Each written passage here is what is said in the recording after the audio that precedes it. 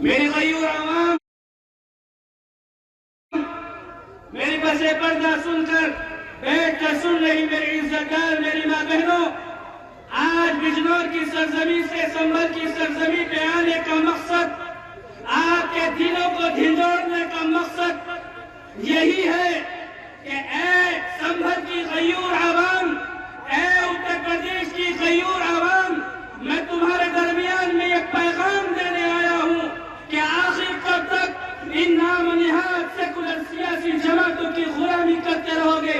آخر کب تک ان کے یہاں پر زندہ باد اور مرد آباد کے نعرے لگاتے رہو گے؟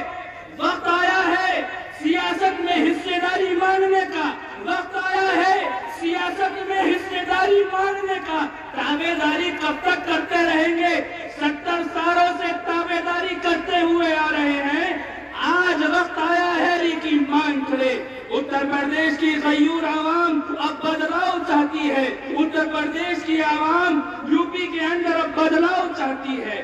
میرے محترم دوستوں، بزرگوں، بھائیوں، میں سوال کرنا چاہتا ہوں، میرا سوال واجب ہے، میں اپنے دلوں کے اندر سے یہ بات کہہ رہا ہوں، یہ سوال واجب ہے، کیا ہماری اپنی قیادت نہیں ہونی چاہیے؟ جب یادووں کی اپنی سیاسی جماعت، دلتوں کی اپنی سیاسی جماعت، برہمنوں کی اپنی سیاسی جماعت، سب کا اپنا سیاسی لیڈر، سب کا اپنا سیاسی قائد، تو ہمارا سیاسی لیڈر اور ہمارا سیاسی قائد اور ہماری سیاسی جماعت کیوں نہیں ہونا چاہیے؟ یہ سوال ہے، اور یہ سوال آپ کے درمیان میں چھوڑ کے جا رہا ہوں، اور وقت کی نزاکت یہ کہہ رہی ہے کہ اٹھو اے غیور نوجوانوں، اٹھو، اپنے حق کے لیے اٹھو اور حصے داری کی بات کرو۔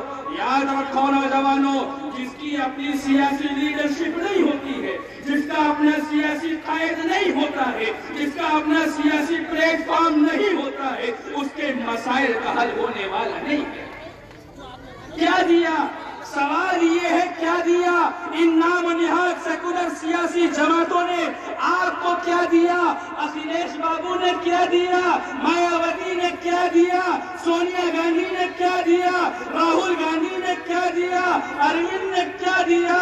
سوال تو یہ ہے، یہ پسماندہ قوم یہ سوال کر رہی ہے، کیا دیا ہے؟ ہمارے ووٹوں سے سطح کی کرسی پر قابض ہونے والے ان لوگوں نے مسلمانوں کے ساتھ جو استحصال کیا ہے، جو ظلم و بربریت کا کھیل کھیلا ہے، وہ آپ کے سامنے ہے۔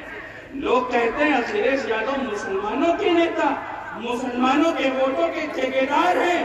ارے میرا سوال یہ ہے، 2012 کے اندر اقتدار کی کرسی پر بیٹھنے والا اکھلیش یادو سے میرا سوال یہ ہے، اکھلیش بابو میرے سوالوں کا جواب دیجئے۔ آپ نے وعدہ کیا تھا 18% آرکشن دیں گے مسلمانوں کو، کیا مسلمانوں کو دیا گیا؟ بے قصور مسلمانوں کی رہائی ہوگی، کیا ان کی رہائی ہوئی؟ اردو میڈیم اسکول کھولے گئے، اردو بھاشا کو دوسری بھاشا کا درجہ دیا گیا۔ مسلمانوں کے ووٹوں سے سطح کی کرسی پر بیٹھنے والے ان لوگوں سے سوال ہے، آپ نے مسلمانوں کو کیا دیا؟ الیکشن کا دور آتا ہے، مسلمانوں کے گلیاروں میں، دلتوں کے گلیاروں میں جا کر ووٹوں کی بھیک مانگتے ہیں، لیکن مسلمانوں کے ساتھ، دلتوں کے ساتھ، آدیواسیوں کے ساتھ، پچھڑوں کے ساتھ جو ناانصافی ہوئی ہے، جو ظلم ہوا ہے، جو حق تلفی ہوئی ہے، اس کا جواب ہمیں چاہیے۔ ہمارے ووٹوں سے سطح کی کرسی پر قابض ہوتے ہو اور ہم سے سوال کرتے ہو۔ یقیناً یاد رکھو نوجوانوں، میرا یہ پیغام یاد رکھیے، ہند کے مسلمانوں کے نام، ہند کے دلتوں کے نام، ہند کے آدیواسیوں کے نام، ہند کے پچھڑوں کے نام، نقیب ملت، شیر ہندوستان بیرسٹر اسد الدین اویسی صاحب جیسا بے باک، قابل لیڈر، ذہین اور خوبصورت لیڈر اس دیش کو 1000 سال تک ملنے والا نہیں ہے۔ ارے میرا قائد میرا غرور ہے، میری جماعت میرا جنون ہے۔ ارے میرا قائد تو ایسا ہے جو تہجد کی نماز کا پابند ہے، میرا قائد تو ایسا ہے جو 5 وقت کا نمازی ہے، میرا قائد تو ایسا ہے جس کے سر پہ ٹوپی ہے، جس کے چہرے پہ داڑھی ہے، جس کا لباس سنت رسول، جس کا کھانا وَإِنَّ سُنَّتِ رسول ہماری قوم کے لوگ کہتے ہیں وہ بی جے پی کا ایجنٹ ہے، وہ بی ٹیم ہے، وہ سی ٹیم ہے، طرح طرح کے الزامات لگائے جاتے ہیں۔ یہ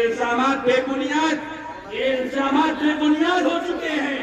اب 2022 کے اندر اتر پردیش میں ہونے والے وِدھان سبھا انتخابات میں مجلس اتحاد المسلمین پوری طاقت کے ساتھ چناؤ لڑنے جا رہی ہے، پوری طاقت کے ساتھ۔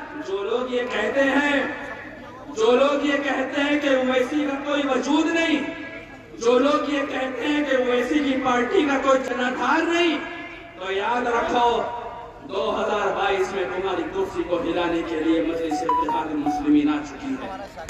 تمہارے غرور، تمہارے تکبر کو، تمہارے گھمنڈ کو چکنا چور کرنے کے لیے مجلس اتحاد المسلمین آ چکی ہے۔ یہ نوجوان، یہ غیور عوام اب بدلاؤ چاہتی ہے۔ یقیناً میرے بھائی، غلامی بند کرو۔ آخر کب تک سماجوادی اور بسپا کام کرو؟ خورارا کہہ رہا ہوں، متحد ہو جاؤ، منظم ہو جاؤ، اپنی جماعت کو مضبوط کرو، اپنی لیڈرشپ کو مضبوط کرو، اپنی قیادت کو مضبوط کرو۔